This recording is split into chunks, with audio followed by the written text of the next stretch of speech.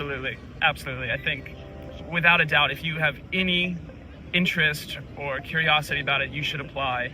You should make it happen because it's changed my life and I'm sure it'll change yours. I think Istanbul or anywhere in Türkiye is a fantastic place to study. It's an experience you won't have just back in the States.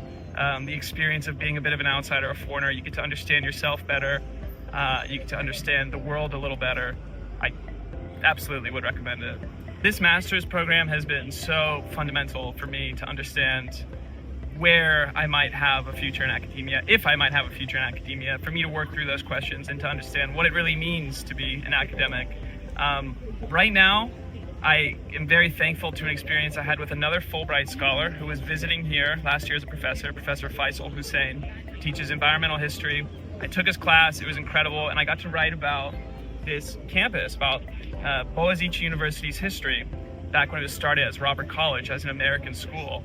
And that has become something of an enduring interest in me, and there is an archive of Robert College at Columbia University in New York City. So I am toying with an idea of somehow finding my way into that archive, because I think it's a fascinating story. How did this come to be? And it's a story that is a lot to do with American-Turkish relations. So we'll see. It's still a bit up in the air, but this master's program has been crucial for my academic journey. And I think it's the rewarding and the rewarding aspects and the challenging aspects are like two sides of the same coin. I think it's just being yabancı, being a foreigner. It's very valuable, I think, to take an outsider perspective to the States while you're here. You get to look back and see things through a bit more of a critical lens with some distance, and that is tremendously rewarding. The challenges come with also being a foreigner, with maybe feeling a bit out of place at times, a bit like you don't understand what people are saying to you or what exactly is going on, and it may be that you're sinking a bit. But the breakthroughs that you have in the day-to-day make the whole experience worthwhile, and I think challenge you to grow. I think every day is a cultural exchange. You carry the culture you're raised in within you, whether you like it or not. So when people find out I'm American, they want to know more. And last year there was a presidential election, an American election. So a lot of people were coming to me to ask me questions about what was going on, about what I thought. And a lot of my Turkish peers were giving me a lot of insights and perspectives that I had not encountered before, but which really helped me shape my own perspective of the States. And likewise, like I had already mentioned, I've learned so much about Türkiye through my conversations with Turkish people. I think that's the real way to understand the culture. Yeah, so I came as a beginner, and now I would venture to say that I'm something of an advanced beginner, which means to say that I know just how little I know. But even learning, making that much progress that I have made has been really fulfilling. Whether or not it's just extending the conversation a little further with some people in my neighborhood, or someone asking me for directions and being able to respond, has been very meaningful, and has also allowed me to feel more comfortable and confident. And I've also gotten to engage with some great Turkish soap operas like Aşk-ı Memnu. So listening and following along without the captions sometimes really helps you get into the story a little better. So any amount of Turkish that you learn is going to make your experience better. And you obviously learn a lot just by being here and absorbing it. It's a great language, and I hope it's a lifelong journey. And I hope by the time I leave, I've somehow made it into the lower intermediate realm, hopefully. The two primary hobbies I would say are playing chess and playing guitar. And I'm fortunate that I've met people who also enjoy those hobbies. I've had some great chess matches and made some friends at cafes, strangers, just because they had a chessboard. And the same with the guitar. I've had a couple jam sessions with a neighbor that I would have not have connected with except through music. But I think the primary hobby that has really changed my life here in Türkiye is sitting down and talking. Conversation together, time spent together, seems to be a bit of a national pastime, and it's probably the most tremendous hobby you can take up here, and for learning and for engaging and for just enjoying your time while you're here. Really a once-in-a-lifetime experience, and I feel like my understanding of Türkiye is completely shaped by the peers, the students, the people I get to talk to in a way that you just can't get from the books and the news. So really valuable. I actually haven't noticed too many differences which is a good thing because I had great, kind professors back home, and I have really great, kind, and engaging professors here.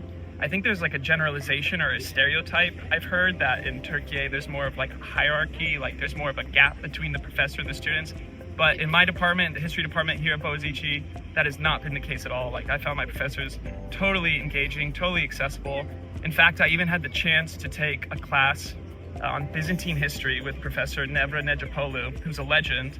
And I was the only one who signed up, and she kept it open for me. So we had a one-on-one tutorial, and I knew nothing about Byzantine history, but I came out of that semester with so much knowledge about Byzantine history, although I only scratched the surface. But that was an experience I never got to have in the States, and it's really special and something I'll always take with me. Yeah, it's a great question.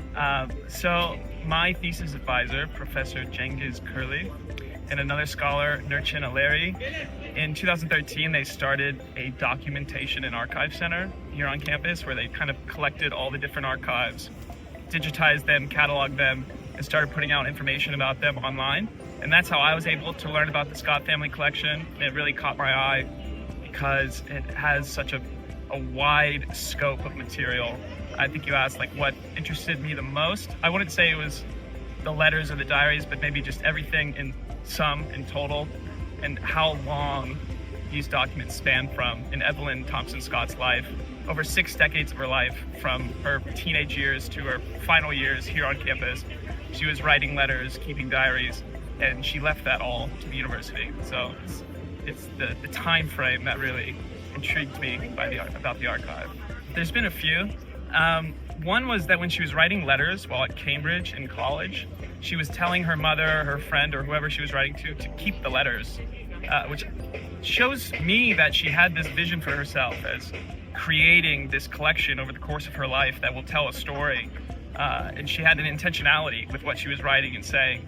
Another thing I saw was that she did a master's program at Columbia where she wrote her thesis on Lady Mary Wortley Montagu, who was another woman writer, foreigner, who had spent 2 years in Istanbul, I think 1716 to 1718, and who became rather famous for her letters that she wrote while in Istanbul.